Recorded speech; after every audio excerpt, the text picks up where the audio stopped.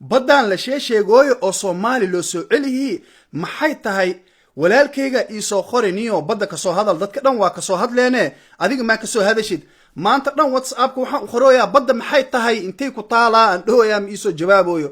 idinka ii sheega badda yaanaga haysti yani Ethiopia ma naga haysati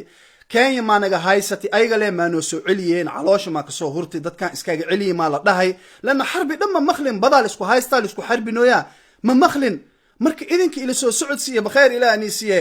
لكن مر وحان دمعي دد كان وحان دهي يعني انتان دن او ملاقي كجيران ايغا لي اسك cunayeen ma habaarta dad awliyan ka dhashtiye abtiyalkayga waxa waay dad oo la dhahayo reer wiliyo cadde qofkan hawaarna bis waay waxa waay carada dhana hub ku dhahe marna waxa dhahay habaarine dadkan oo reer walaalahaaga oo Soomaaliland le aman yihiin isaaqda walaalaheen le aman yihiin ayga le ma badan oo soo celiyeen ayga ma dhinacooda ma marti